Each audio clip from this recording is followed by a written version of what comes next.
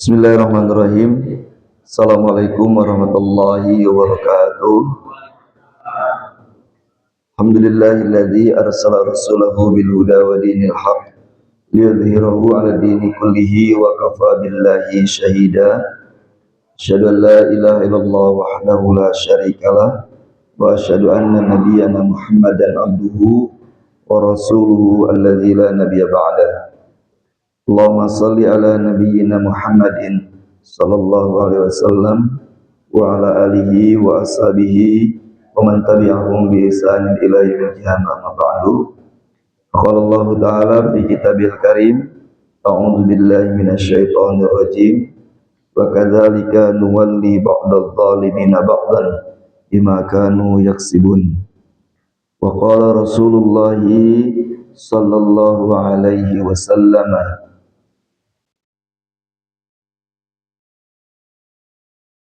innakum satarawna ba'di atharatan wa umuran tunkirunaha. Qala qulna ya Rasulullah wa ma ta'muruna? Qalu addu ilaihim haqqahum wa sallallahu haqqakum. Rawahu Ahmad. Jamaah sidang salat maghrib dan isya insyaallah berjamaah. Alhamdulillah pada malam hari ini Allah masih memberikan kenikmatan kepada kita berupa kenikmatan iman dan kenikmatan dunia.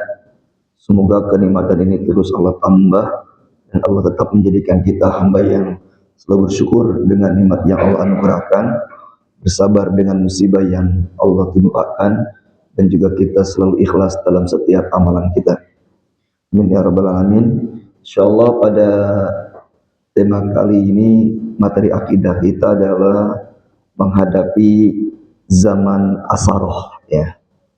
Pernah dengar Bapak istilah asaroh, ya? Ya, menghadapi zaman asaroh, ya. Pakai sa, ya, asarohun, ya. Nah, asaroh itu artinya zaman penguasa yang zalim, penguasa yang memonopoli, yang diktator, penguasa yang hanya mementingkan kepentingan dirinya dan kelompoknya dan mengabaikan hak-hak rakyatnya. Itu namanya asaroh, ya. Itu namanya asaroh. Jadi asaroh itu artinya penguasa yang hanya mementingkan diri dan kelompoknya, tidak menunaikan hak-hak rakyatnya. Bahkan dia berlaku zalim kepada rakyatnya, menyusahkan bahkan menyengsarakan rakyatnya, ya.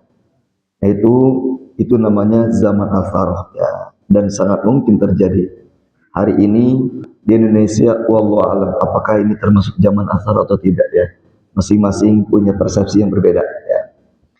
Tapi Rasulullah SAW mengajarkan kepada kita bagaimana sikap kita ketika di zaman asar ini. Jangan sampai kita menyimpang dari aturan Allah dan Rasulullah SAW ketika seandainya kita berada di zaman asaroh, ya, pemimpin yang zalim, pemimpin yang hanya mementingkan dirinya dan kelompoknya dan merampas hak-hak rakyatnya.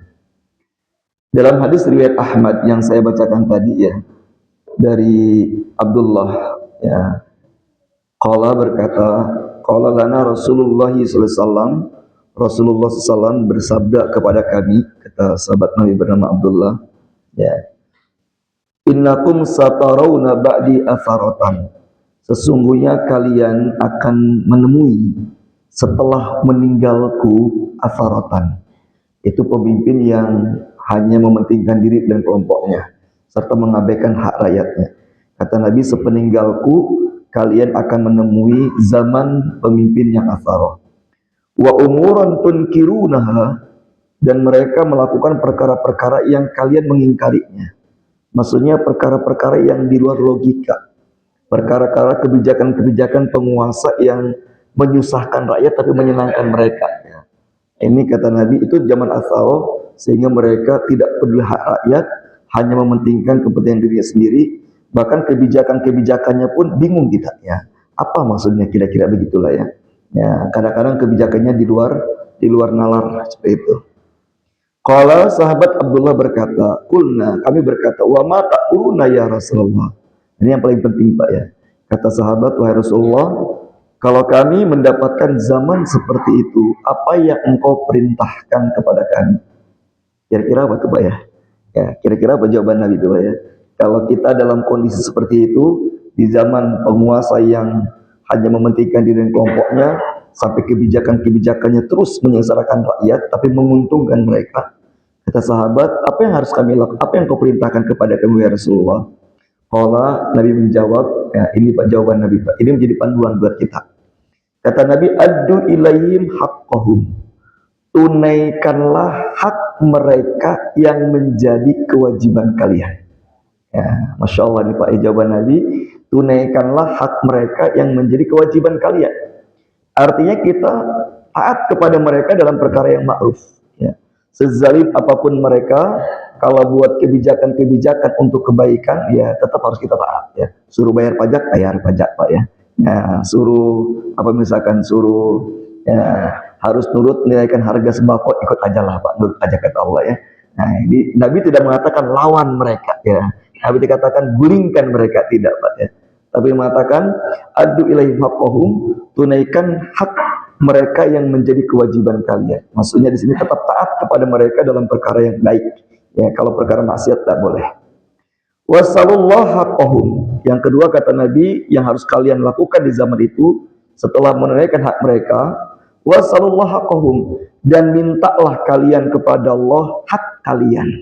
Ya, kalian tidak perlu menuntut hak kalian kepada penguasa yang asarah tadi, karena yakin mereka tidak akan menunaikannya. Ya yakin ya tidak akan menunaikannya. Kata Nabi, minta saja kalian kepada Allah agar Allah menunaikan hak kalian. Masya Allah Pak, ini hadis yang pertama Pak ya, tentang bagaimana kita mensikapi pemimpin yang asarah. Ya, yang pertama kata Nabi, tetap jalankan kewajiban kita sebagai rakyat yang menjadi hak pemimpin. Ya, yaitu taat kepada mereka selama dalam perkara yang ma'ruf.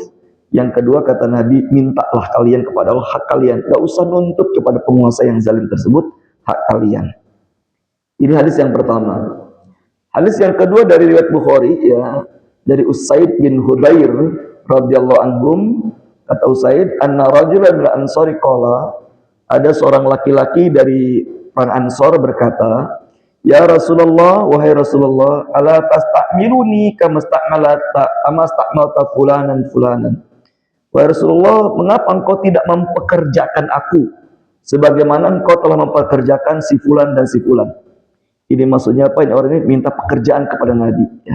Ya, kalau minta pekerjaan boleh, tapi kalau minta uang enggak. Ya, di sini menunjukkan bahwa kita boleh minta pekerjaan kepada siapapun. Ya, ini sahabat Ansar bertanya sama Nabi, ala tastakmiruni kama stakmalta fulanan. Rasulullah, kenapa engkau tidak mempekerjakan aku sebagaimana engkau telah mempekerjakan si fulan dan si fulan? Minta proyek boleh nggak Pak? Ya, minta proyek boleh, itu kan pekerjaan Pak ya, itu pekerjaannya. Yang penting jangan nyogok juga ya, jangan nyogok yang minta proyek ya. Minta proyek MBG boleh nggak Pak? Ya, itu kalau tidak nyogok, tidak manipulatif, boleh saja minta pekerjaan. Ya. Qala, Nabi menjawab, Nabi berkata, ya, ketika sahabat ini minta pekerjaan kepada Nabi, malah Nabi jawab, satalqauna ba'di asaratan. Kalian suatu zaman, suatu hari akan menemui setelah aku meninggal zaman asarah. Penguasa yang diktator, penguasa yang zalim ya. Siapa yang berseberangan dengan penguasa disingkirkan. Siapa yang memuja penguasa, ya itu dapat posisi. Kira-kira begitulah kalau zaman sekarang Pak ya. Ya, kalau dia berseberangan dengan penguasa yang zalim, maka dia disingkirkan. Tapi kalau dia setuju ikut kebijakan, bahkan ikut mendukung penguasa yang zalim, maka dia pasti akan dapat posisi. Nah kata Nabi, kalau kalian mendapatkan seperti itu, fasbiru, maka bersabarlah kalian. Ya, nanti kita akan bahas apa bentuk sabarnya. Fasbiru, maka bersabarlah kalian, hatta talqauni alal haud, sampai kalian nanti menjumpaiku di telagaku di hari kiamat. Masya Allah Pak, ini orang-orang yang sabar terhadap penguasa asarah, ya, penguasa yang mementingkan dirinya, melalaikan hak rakyatnya. Kalau kita sebagai rakyat bersabar, kata Nabi, maka kalian akan menjumpaiku di telagaku. Artinya kalian pasti akan dapat minum dari telagaku. Ya, Rasulullah mengatakan, Pak ya, siapapun yang telah meminum dari telagaku nanti di hari kiamat, walau cuma seteguk, maka dia tidak akan pernah kehausan selamanya. Ya, tidak akan pernah kehausan selamanya. Artinya dia pasti masuk surga, ya pasti masuk surga. Karena semua penghuni neraka itu pasti kehausan, ya. Dan tidak pernah hilang rasa dahaganya, ya. Saking hausnya para penghuni neraka itu, Pak. Saking terus hausnya para penghuni neraka, sampai ketika mereka diberikan minuman yang paling buruk pun diminum, ya. La yadzuquna fiha bardan wala syaraba illa hamimau wa ghassaqa, kata Allah. Para penghuni neraka mereka tidak merasakan dingin dan tidak pula mendapatkan minuman, kecuali Allah katakan mereka hanya akan diminum hamim dan ghassak. Ya, ini minuman penghuni neraka namanya hamim dan ghassak. Hamim itu adalah timah mendidih, ya.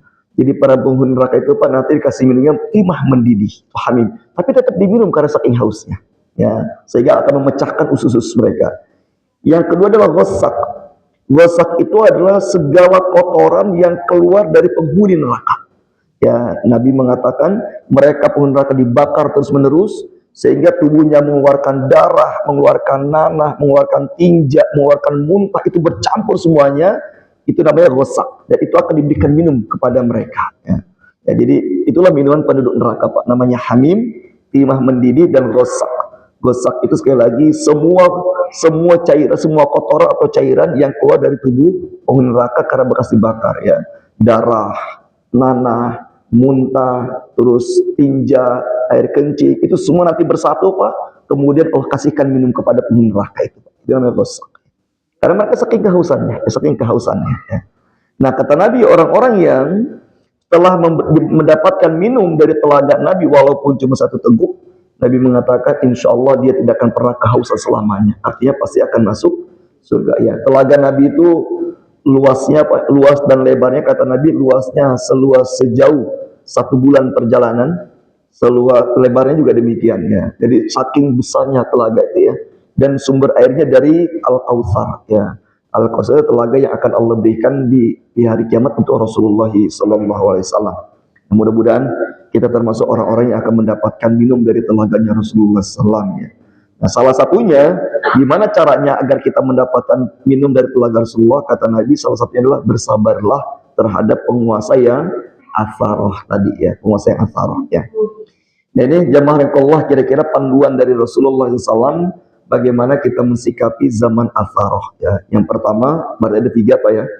Yang pertama adalah tunaikan hak mereka, sezalim apapun mereka penguasa, ya kita tetap taat kepada mereka dalam perkara yang baik, ya.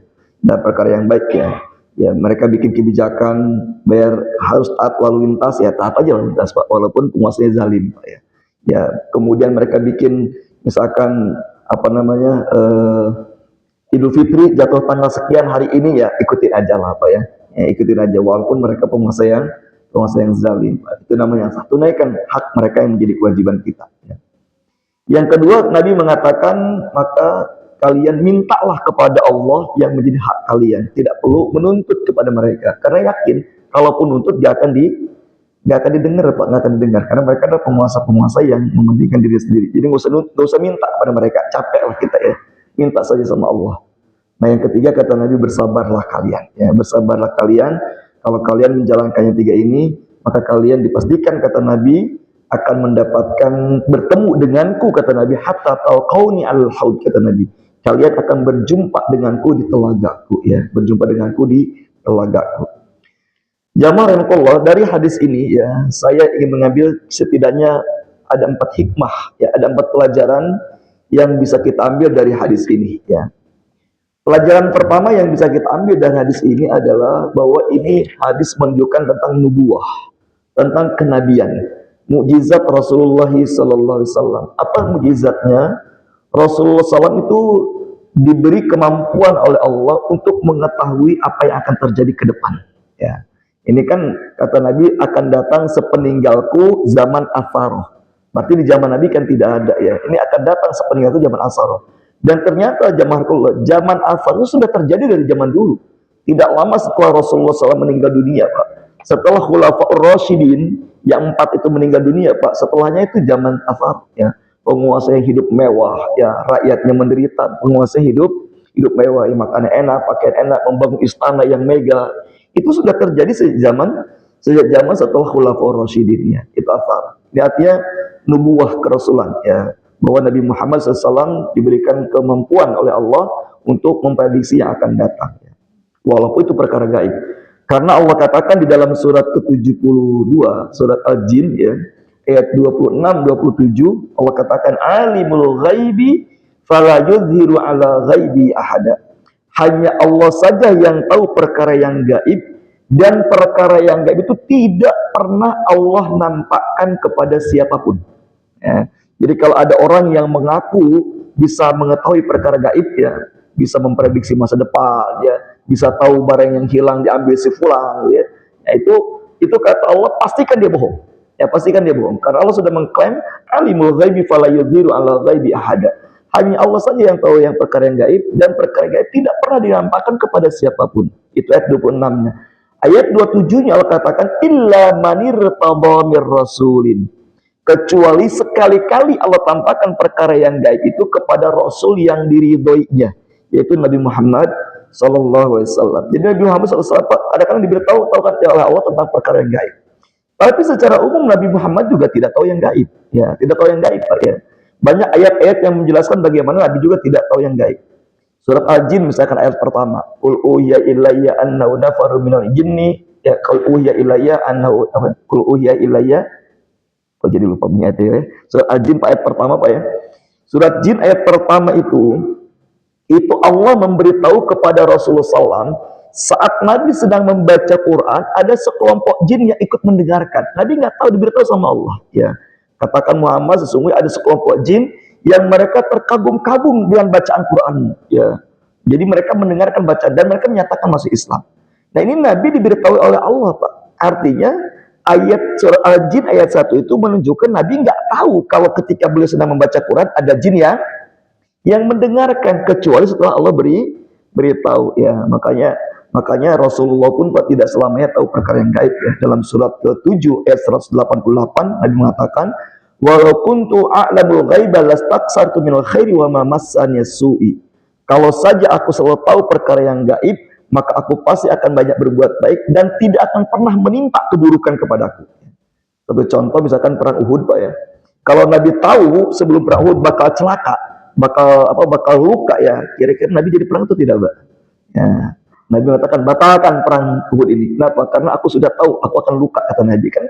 Ternyata dalam perang Uhud juga Nabi luka, dan luka yang sangat parah, gitu, Pak, ya. Ya, ini artinya menunjukkan Nabi juga tidak tahu perkara yang gaib, kecuali saat-saat Allah diberitahukannya. Kata Allah, perkara yang gaib itu kadang Allah nampakkan hanya kepada Rasul yang diridhoinya saja, itu Nabi Muhammad Sallallahu Alaihi Wasallam. Jadi kalau ada orang yang mengaku bisa tahu perkara yang gaib, ya, itu pasti berdusta, Pak, ya. Itu pasti berdusta, ya. Ya, jin itu gaib, Pak, ya. Jin itu gaib. Jin itu gaib. Bahkan jin yang gaib saja tidak tahu perkara yang gaib, Pak, ya. Apalagi kita yang tidak gaib, ya. Ya, jadi kalau ada orang melihat di sana ada jin tuh lagi ngopi bertiga tuh. Nah, di sana tuh ada jin nih, ya, itu pasti bohong tuh, Pak, ya. Itu pasti bohong. Karena jin itu adalah gaib, jadi tidak mungkin bisa dilihat, Pak, itu dilihat, ya. Kalau ada yang ngaku orang bisa melihat jin, intinya dia sedang dibohongin oleh jin saja, Pak, ya. Nah, sedang dibohongi oleh jin, ya. Jadi nggak mungkin kita bisa melihat jin, ya. Nah, ini yang pertama, jamaah Allah, ya. Jadi dari hadis ini menunjukkan tentang nubuah, ya, kenabian Rasulullah. Rasulullah memprediksi akan datang zaman atharah, ya. Dan ternyata sekali lagi apa yang dikatakan Nabi betul-betul terjadi, ya, betul-betul terjadi, ya. Itu mukjizat kenabiannya. Sama seperti mukjizat Al-Quran, Pak. Al-Quran juga kadang-kadang menceritakan peristiwa yang akan datang, kan, ya. Contoh ayat yang paling hafal lah, Bapak pasti hafal ayat ini. Ayat ini menunjukkan mukjizat, menceritakan peristiwa yang akan datang, ya. Misalkan surat Al-Lahab, tabbat yada abi lahabi wahab, dan seterusnya sampai selesai, Pak. Surat Al-Lahab itu turun itu ketika Abu Lahab dan istrinya Ummu Jamil masih hidup, ya, masih hidup, Pak, ya. Ya, bahkan tuh di awal-awal dakwah Nabi, sebelum dakwah kepada publik, ya, baru pada keluarganya, surat Al-Lahab sudah turun. Allah sudah mengklaim bahwa Abu Lahab dan istrinya pasti masuk neraka. Padahal keduanya masih Masih hidup Abu Lahab dan istrinya masih hidup Pak, ya masih hidup. Tapi ternyata Allah sudah klaim Abu Lahab dan istrinya Ummu Jamil pasti masuk neraka. Dan ternyata benar ayat itu mengatakan Pak bahwa benar ternyata Abu Lahab dan Ummu Jamil sampai matinya tidak masuk Islam. Dan dia adalah dua orang yang paling benci kepada Rasulullah Sallallahu Alaihi Wasallam. Makanya ketika turun Al Lahab itu Nabi tidak pernah lagi mendoakan dan mendakwahi Abu Lahab, Pak. Tidak pernah. Kenapa? Karena Nabi sudah kasih tahu sama Allah Abu Lahab sudah pasti masuk neraka ya. Padahal waktu turun Al Lahab itu ayat turun itu Abu Lahabnya masih hidup ya. Ya, kalau Abu Lahab berpikir Pak ya dapat tidak ya harusnya dia berpikir, gua diancam neraka nih ya. Aku udah masuk Islam aja kira-kira itu ya. Tapi ternyata tidak Pak ya. Ternyata tidak, ayat itu memastikan bahwa Abu Lahab dan istrinya Ummu Jamil pasti masuk neraka ya. Yang menarik Pak ya, ini yang menarik istrinya Abu Lahab itu Allah sebutkan wa mar'atuhu hammalatal hatab. Istri Abu Lahab itu kemana-mana selalu memikul kayu bakar. Ini yang menjadi sebab istrinya Abu Lahab masuk neraka kata Allah, karena istrinya Abu Lahab kemana-mana selalu memikul kayu bakar ya. Bukan jualan kayu Pak ya, ini istri pejabat ya. Itu kata-kata kiasan. Maksudnya hammalat itu provokator Pak, provokator ya. Jadi Ummu Jamil itu benci kepada Nabi dan ngajak orang untuk benci kepada Nabi ya. Jadi semua orang ngajakin supaya benci kepada Nabi ya. Nah makanya kalau kita benci kepada seseorang, kemudian kita ngajak orang supaya itu benci, kita berarti followernya Ummu Jamil tuh Pak ya. Nah, followernya Ummu Jamil ya. Dan sekarang hari ini saya yakin banyak ya follower Ummu Jamil ya. Ummu Jamil itu kalau punya akun Pak itu kayaknya followernya paling banyak tuh Pak ya. Ya, misalkan contoh bahwa Pak benci kepada penguasa ya, benci pada penguasa. Terus semua orang diprovokasi untuk ikut membenci penguasa. Itu namanya hammalatal hatab ya. Kata Nabi bersabar sajalah, bersabar saja ya. Nah, ini hikmah yang pertama jamarakallah dari hadis tadi yang dua tadi ya tentang zaman Al-Farah, bahwa ini menunjukkan tentang kenabian bahwa Rasulullah SAW diberitahu oleh Allah akan ada kejadian-kejadian yang akan datang dan Allah beritahukan kepada Rasulullah, kemudian Nabi menceritakannya ya. Nah Rasulullah mengatakan Pak ya dalam hadis yang lain Pak ya, dalam hadis yang lain ya, kenapa kita mesti bersabar Pak ya? Karena Rasul mengatakan ya, Nabi mengatakan bahwa sinfani min ahli nar lam arahuma. Kata Nabi ada dua kelompok manusia yang pasti masuk neraka, yang tidak ada di zamanku. Ya, kata Nabi ada dua kelompok manusia yang pasti masuk neraka, yang aku tidak melihat dua kelompok ini. Artinya di zaman Nabi tidak ada. Ya. Yang pertama adalah kata Nabi seorang laki-laki yang kemana-mana selalu membawa cambuk, ya, membawa cambuk dan mencambuki orang yang ditemuinya. Itu maksudnya pemimpin yang zalim ya. Pemimpin yang zalim. Ya, tadi pemimpin yang asaroh tadi Pak ya. Jadi pemimpin yang asaroh hanya mementingkan dirinya, kemudian menyengsarakan rakyatnya. Itu kata Nabi itu ahli neraka itu Pak ya. Dan di zaman Nabi tidak ada. Karena zaman Nabi semua pemimpin adalah adil ya. Adil ya. Dari mulai Nabi sebagai kepala negara, gubernurnya, dia semuanya adil zaman Nabi itu. Nah, kata Nabi akan datang zaman seperti itu dan itu ahli neraka. Dalam hadis yang lain orang yang kayak gitu Pak itu tidak diharamkan mendapatkan syafaat Rasulullah SAW. Jadi kita nggak usah nuntut lah Pak ya, nggak usah terlalu riuh gitu ya. Toh mereka juga sudah diancam oleh Rasulullah SAW adalah orang-orang yang diancam neraka. Kalau mereka takut dengan ancaman itu, mereka pasti akan bertobat ya, akan memperbaiki diri sebagai pemimpin ya. Yang kedua Nabi mengatakan kelompok kedua yang pasti akan masuk neraka itu adalah ya kasiyatun ariyatun mumilatun ma'ilatun kata Nabi. Perempuan-perempuan yang berpakaian tapi telanjang dan mereka suka lenggak-lenggok alias centil Pak ya. Ini jadi perempuan yang berpakaian tapi telanjang, maksudnya tidak menutup aurat semuanya ya, sebagian aurat ditutup ya. Itu namanya berpakaian tapi telanjang. Dan kedua mereka Nabi mengatakan kerjanya centil ya, joget-joget ya, joget-joget terus sering memamerkan kecantikannya. Itu namanya mumilatun ma'ilatun ya, suka menggoda laki-laki ya. Ini perempuan yang diancam oleh Nabi masuk neraka. Di zaman Nabi tidak ada. Di zaman Nabi itu tidak ada. Ini pemimpin yang zalim, kalau dia tidak bertobat, kata Nabi itu salah satu kelompok yang akan dipastikan masuk neraka oleh Nabi SAW. Ya. Maka kita serahkan sajalah kepada Allah Subhanahu Wa Taala.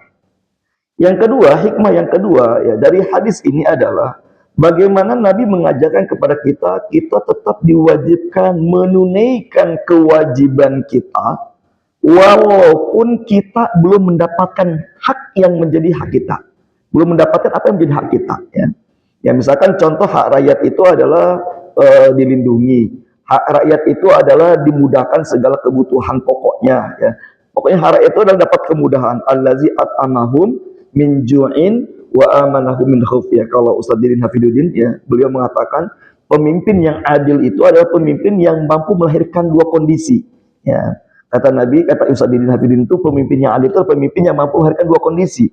Yang pertama at'amahum min ju', memenuhi kebutuhan dasar rakyatnya, wa amanahum min khauf, dan menjamin rasa keamanan rakyatnya. Nah, kalau kita belum mendapatkan itu ya dari penguasa, kata Nabi, tetap tunaikan hak mereka, tetap jalankan kewajiban kita, walaupun kita belum mendapatkan hak kita. Ini berarti menunjukkan jamaah Pak ya, bahwa menjalankan kewajiban tidak harus melulu mendapatkan hak. Ada kalanya kita cuma jalankan kewajiban tapi tidak dapat hak ya. Maka ketika kita belum mendapatkan hak, maka kewajiban tetap ditunaikan ya, tetap ditunaikan Pak, ditunaikan. Contoh misalkan seorang suami, Pak, seorang suami ya, kita sebagai suami Pak ya, istri kita sering tidak taat kepada kita, istri kita banyak tidak melayani kita Pak ya, disuruh bikin kopi nggak mau Pak ya, ya diajak di tempat tidur nggak mau misalkan ya, itu kita tidak mendapatkan hak kita. Tapi kata Nabi, walaupun kita belum mendapatkan hak kita dari istri kita, bukan berarti gugur kewajiban kita. Ya, tetap kewajiban kita memberi nafkah, makan itu, memberikan tempat tinggal harus Pak ya, harus ya. Ini hikmah yang kedua, bahwa Nabi mengajarkan kepada kita tetap jalankan kewajibanmu walaupun hakmu belum kamu dapatkan ya, belum kamu dapatkan, termasuk kepada penguasa. Nah, ini yang kedua. Yang ketiga, jazakallahu, hikmah yang ketiga dari hadis ini adalah ya, bahwa Nabi mengajarkan kepada kita tentang konsep tawakal ya, tentang tawakal ya. Jadi kalau kamu tidak mendapatkan hakmu dari makhluk, maka kata Nabi, mintalah kepada Allah Subhanahu wa ta'ala ya, karena Nabi sudah memastikan penguasa yang asaroh tadi, kita nuntut hak kita nggak akan ditunaikan ya. Daripada capek meminta kepada penguasa, minta saja kepada kepada Allah Subhanahu wa ta'ala Pak. Minta kepada Allah Subhanahu wa ta'ala. Ini artinya tawakal, jangan pernah bergantung kepada makhluk ya. Ya, siapa yang bergantung kepada makhluk, kata para ulama, siap-siap aja dikecewa ya. Ya, bergantunglah kepada Allah Subhanahu wa ta'ala, namanya tawakal ya. Kalau tawakal itu pembahasannya panjang Pak. Tawakal itu artinya, kalau secara sederhana ya, tawakal itu ada unsur usaha yang maksimal, hasil terserah Allah ya. Ya, kita kerjakan aja kewajiban kita, maka terserah Allah nanti hak kita, Allah yang menunaikannya. Yakinlah orang-orang yang menunaikan hak Allah dengan baik pasti akan Allah tolong. Intan surullaha yang surku, itu harus pasti Pak ya. Jika kamu menolong agama Allah, pasti Allah pun akan menolongmu.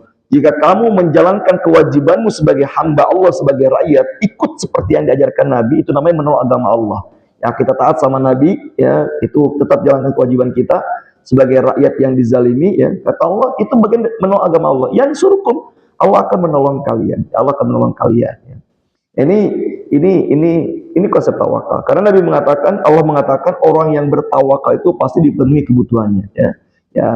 Allah katakan, wa may yatawakkal 'alallahi fahuwa hasbuh. Siapa yang bertawakal kepada Allah, Allah akan cukupi kebutuhannya. Bahkan orang-orang yang bertawakal itu Allah katakan dalam surat 16 ayat 99-100 ya. Orang yang bertawakal adalah orang-orang yang kuat dari godaan syaitan ya. Jadi syaitan itu tidak mampu menggoda orang-orang yang bertawakal ya. Orang yang bertawakal. Makanya kita pasrahkan saja kepada Allah Subhanahu wa ta'ala ya. Kita memasrahkan kepada Allah, kita menjalankan apa yang menjadi kewajiban kita Pak, bukan berarti kita membenarkan kemungkaran penguasa yang zalim, bukan ya. Ya, bukan berarti membenarkan. Nanti di akhir kita akan bahas bagaimana pendapat Imam Nawawi, sikap kita selebihnya kepada penguasa yang zalim ya. Dan yang ketiga adalah bagaimana kita dianjurkan untuk bertawakal kepada Allah ya. Nabi mengatakan, lau annakum tatawakkaluna haqqa tawakkuli larazaqakum kama tazuqu tayr taghdu khimasan wa tarahu bitonan, kata Nabi. Seandainya kalian benar-benar bertawakal kepada Allah dengan tawakal yang benar, usaha yang maksimal, tidak melanggar aturan Allah, lalu kemudian kita tidak berpikir harus mendapatkan hasil, terserah Allah hasil, tapi kita jalankan sunatullahnya dengan baik dan benar, itu namanya tawakal yang sebenarnya tawakal Pak ya. Apa kata Rasulullah? Pasti kalian akan diberi rezeki sebagaimana burung ya, sebagaimana burung yang terbang di pagi hari dalam keadaan perut kosong, pulang di sore hari dalam keadaan perutnya kenyang. Jadi Allah katakan, Nabi mengatakan orang bertawakal itu seperti burung yang terbang di pagi hari, dia cari makan, perutnya kosong, pulang sore dalam keadaan perutnya sudah kenyang ya, sudah kenyang ya. Makanya tawakal itu adalah puncak dari keimanan seseorang Pak ya. Dan orang-orang yang bertawakal itu dijamin surga tanpa hisab ya. Salah satu cara kita masuk surga tanpa hisab adalah bertawakal kepada Allah, tidak pernah bergantung kepada makhluk Pak ya, bergantung pada Allah ya. Nah ini yang ketiga, hikmah dari hadis ini adalah tawakal. Ini yang terakhir Pak, yang paling menarik ada yang keempat ya. Hikmah yang keempat adalah ya, ini berdasarkan firman Allah dalam Al-Quran surat ke-6 ayat 129 Pak ya. Dalam surat ke-6 129 Allah katakan wa kadzalika nuwalli ba'dhum wa kadzalika nuwalli ba'dhum ba'dhan ya. Bima wa kadzalika nuwalli ba'dadh dhalimina ba'dhan bima kanu yaksibun. Dan demikianlah Allah akan pimpin mereka dengan pemimpin yang zalim karena kezaliman mereka. Jadi orang zalim itu Allah katakan hanya akan dipertemankan dengan orang zalim. Orang zalim itu hanya akan diberi penguasa yang zalim. Jadi hadis ini menjelaskan kepada kita Pak ya, bahwa pemimpin yang zalim adalah cerminan kezaliman rakyatnya. Ya. Jadi kalau rakyatnya banyak berbuat zalim, rakyatnya akhlaknya buruk, rakyatnya juga tidak baik di mata Allah, ya maka akan dihadirkan pemimpin yang zalim. Makanya dalam hadis ini Allah katakan bersabarlah. Kalau kalian mendapati pemimpin yang al-faroh, kata Nabi bersabarlah. Nah, para ulama menjelaskan apa yang dimaksud bersabar di sini. Ada dua jamarku apa ya. Ketika kita mendapati pemimpin yang al-faroh, kata Nabi suruh bersabar supaya kita nanti berjumpa dengan Nabi di telaganya ya. Ada dua bentuk sabarnya. Yang pertama bentuk sabarnya adalah kata para ulama, perbaiki terus iman kita, perbaiki terus diri kita. Ya. Karena pemimpin yang zalim adalah cerminan rakyatnya.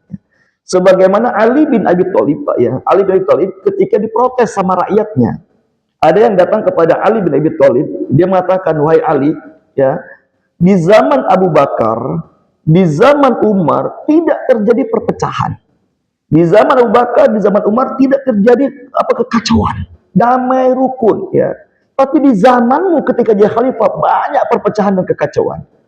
Apa jawaban Ali Pak? Masya Allah Pak, ini masyhur jawaban Ali Pak ya. Kata Ali ya, waktu Abu Bakar dan Umar menjadi khalifah, jadi pemimpin, rakyatnya seperti aku. Adalah rakyat yang taat kepada Allah Subhanahu wa taala, rakyat yang tidak cinta dunia. Waktu zaman Abu Bakar dan Umar jadi khalifah. Kami adalah rakyat yang tidak cinta dunia, kami adalah rakyat yang taat kepada Allah, maka Allah hadirkan pemimpin yang adil seperti Abu Bakar dan Umar. Tapi kata Ali, ketika aku jadi khalifah, jadi pemimpin, rakyatnya seperti kalian. Yang memperturutkan hawa nafsu, yang cinta dunia, yang senang berpecah belah. Ya. Jadi pemimpinku ini, kalian ini mendapati aku sebagai pemimpin yang tidak bisa mengendalikan perpecahan, kata Ali kira-kira, ya Allah hadirkan pemimpin yang kurang baik, memang rakyatnya tidak baik. Ya. Ini berdasarkan surat Al-An'am ayat 129 ya. Makanya contoh Pak, dalam rumah tangga aja, dalam rumah tangga. Ya. Sufyan bin Uyainah, Pak. Sufyan bin Uyainah ini seorang tabi'in, Pak ya. Beliau mengatakan begini, ya. Beliau mengatakan begini. Kalau aku sedang tidak baik di mata Allah, ya. Kalau aku sedang lalai di mata Allah, maka Allah menegurku salah satunya dengan sikap istriku dan pembantuku yang tidak baik kepadaku. Masya Allah Pak, ini kata Sufyan, kalau aku sedang tidak baik pada Allah, sedang lalai ya, misalkan lalainya ulama beda dengan lalainya kita Pak ya. Ya, lalai ulama beda dengan lalai kita ya. Misalkan contoh Sufyan biasanya bangun malam jam 3, ini kok bangun malam jam 2, ini kok jam 3 baru bangun. Biasa baca Quran sehari 1 juz, kok sekarang nggak nyampe 1 juz. Itu bagi para ulama itu dianggap lalai Pak, dianggap lalai ya. Jadi kata Sufyan bin Uyainah, kalau aku sedang lalai di mata Allah, salah satu bentuk teguran Allah kepadaku adalah sikap istriku yang tidak baik kepadaku. Ditanya sama murid, kenapa kok begitu standarnya? Karena Allah mengatakan dalam surat ke-24 ayat 26, al-khabisatu lil khabisina wal khabisuna lil khabisat. Allah katakan perempuan-perempuan yang buruk hanya akan diperuntukkan untuk laki-laki yang buruk. Dan laki-laki yang buruk diperuntukkan untuk perempuan yang buruk. Makanya kata Sufyan, kalau aku mendapatkan perlakuan yang kurang baik dari istriku, itu hakikatnya teguran Allah kepadaku, karena aku juga sedang tidak baik di mata Allah. Ya, karena Allah katakan perempuan yang buruk hanya untuk laki-laki yang buruk. Nah, ini berarti Pak cocok dengan ayat tadi Pak ya, dalam surat ke-6 129, wa kadzalika nuwalli ba'dadh dhalimina ba'dad bima kanu yaksibun. Makanya para ulama mengatakan dari hadis Nabi tadi tentang menceritakan tentang afaroh tadi. Kata Nabi, Ya, bersabarlah kalian, maksudnya perbaiki terus diri kalian. Karena pemimpin yang zalim adalah cerminan kezaliman rakyatnya. Ya, saya nggak tahu Pak ini. Kalau hari ini kita pemimpin yang zalim, kira-kira rakyatnya banyak zalim tidak Pak ya? Ya, ya salah satu bentuk rakyat zalim itu adalah jauh dari para ulama ya. Tidak taat kepada Allah, tidak taat kepada Rasul, tidak taat kepada para ulama yang soleh ya. Ya, ini bahkan ulamanya saja sekarang Pak sudah banyak yang cinta dunia ya.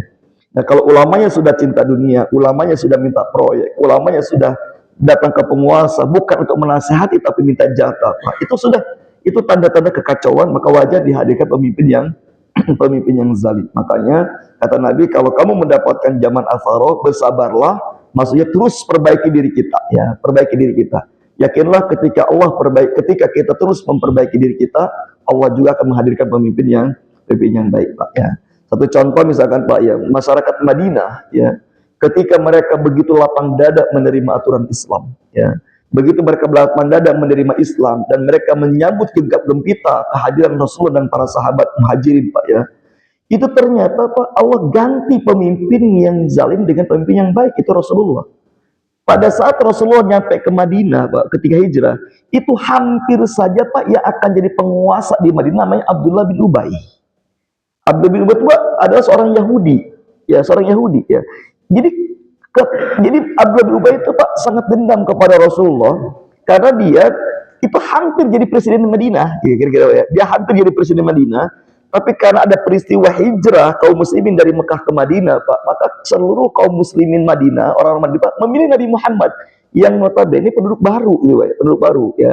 Bayangkan Pak, orang baru datang, baru pindah dari Mekah ke Madinah, langsung diangkat jadi pemimpin. Kenapa? Karena Allah melihat bagaimana Madinah, masyarakat Madinah begitu mudah menerima Islam sehingga dihadirkan pemimpin yang baik ya. Padahal di waktu yang sama Pak, hampir Abdullah bin Ubay menjadi penguasa ya.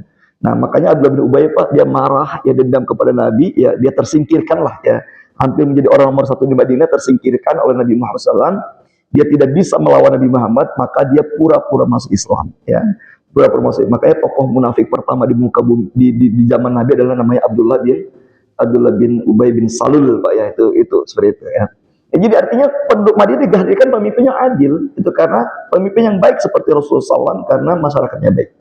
Nah, maka itulah sabar menghadapi penguasa yang zalim itu adalah dengan cara kita terus perbaiki diri kita ya. Maka kewajiban para ulama itu adalah menyadarkan rakyat untuk dekat kepada Allah, untuk taat kepada Allah dan Rasulnya.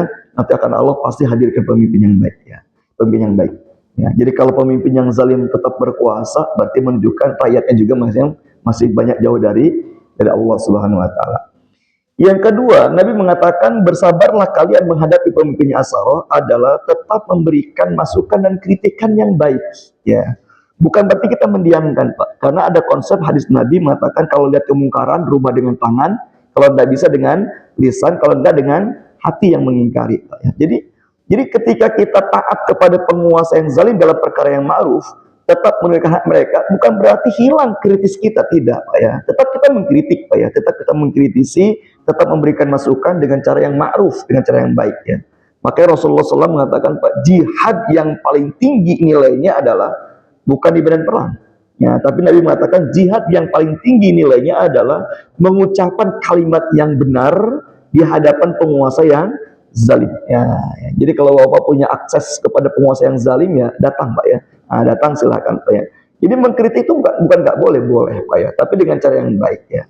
Nah, kemudian Pak Imam Nawawi Pak ya, Imam Nawawi mengatakan ketika kita mendapati penguasa yang asarah tadi Pak, apakah kita boleh memberontak ya? Apakah kita boleh memberontak? Namanya bubat ya. Udah saya saja ya. Kalau kita mendapati penguasa yang asarah tadi Pak, apakah kita boleh bugot, boleh memberontak ya, boleh memberontak karena pada dalam hadis Pak, orang yang bugot itu adalah orang-orang yang haram dapat syafaat Nabi. Bugot itu memberontak kepada penguasa yang sah. Bahasa kita mengkudeta penguasa yang sah Pak ya. Itu salah satu dosa besar yang diharamkan untuk mendapatkan syafaat Rasulullah SAW Pak ya. Saya tahun 98 dulu ya, ketika demo Pak Harto Pak ya. Ya, itu masih mahasiswa ya. Ya, dengan Ustaz Halim tuh ya. Ya, di hari pertama kedua saya masih ikut demo Pak, karena itu menuntut Pak Harto tidak lagi nepotisme lagi, itu isunya kan yang berkembang Pak ya. Tapi kalau tidak salah di hari ketiga tuntutan mahasiswa sudah berubah, gulingkan Pak Harto ya gulingkan Pak Harto, dan alhamdulillah Pak, saya di hari ketiga saya pulang ya. Saya pulang karena saya tidak ingin menjadi orang yang bugot waktu itu Pak berpikirnya ya. Karena hadis tentang bugot, menggulingkan penguasa yang sah, sudah dapatkan ilmu itu kan ya. Makanya saya di hari ketiga Pak, saya tidak ikut demo, pulang. Karena isunya bukan lagi menuntut korupsi KKN, bukan ya, tapi menuntut Pak Harto digulingkan Pak ya. Maka hari ketiga demo saya pulang, tidak ikut untuk ikut menggulingkan Pak Harto. Saya takut kena bugot ya. Nah, karena tidak boleh kita bugot, itu nggak boleh Pak. Menggulingkan penguasa yang satu nggak boleh ya. Tapi Imam Nawawi mengatakan, bagaimana kalau ternyata ada asar seperti ini? Bolehkah kita memberontak ya? Bugot boleh tidak Pak? Nah, Imam Nawawi mengatakan boleh dengan dua syarat Pak ya. Nah, boleh dengan dua syarat kita memberontak kepada penguasa Asaroh, kata Imam Nawawi, boleh dengan dua syarat. Yang pertama adalah jika kezalimannya itu sudah berbentuk kekufuran, sudah bentuk kemusyrikan, sudah merusak iman masyarakat. Ya. Jadi kalau kezaliman penguasa ini sudah merusak iman masyarakat, boleh kita memberontak. Ya. Tetapi kalau kezalimannya dalam bentuk duniawi saja, merampas hak kita, dipersulit, terus harga sembako dibikin mahal, BBM mahal, itu belum, tidak berkaitan dengan akidah, dengan iman. Ya, maka tidak boleh memberontak. Ya. Jadi memberontak itu kata Imam Nawawi, jika kezalimannya, asaronya sudah berbentuk kepada merusak akidah, merusak iman masyarakat. Misalkan masjid ditutup, wanita tidak boleh pakai jilbab, misalkan Pak ya, terus sholat ditutup, tidak boleh lagi pergi haji. Nah, itu sudah sudah menghalangi kita beriman kepada Allah, maka di situ kita boleh bugot, ya boleh bugot, boleh berontak ya. Nah, kalau penguasanya zalim tapi kita masih bebas menjalankan ibadah, maka tidak boleh bugot. Bukan berarti kita menyetujui, tetap kita menjalankan kritis yang baik ya, kritis yang baik ya. Yang pertama syaratnya. Yang kedua kata Imam Nawawi, boleh kita memberontak jika dengan memberontak tidak menimbulkan keburukan yang lebih besar. Tapi kalau memberontak akan justru berdampak buruk lebih besar, maka nggak boleh. Ya, karena prinsipnya la dororo wala diror. Tidak boleh menghilangkan kemadaratan dengan menimbulkan kemadaratan yang lebih besar. Nah, azan dulu.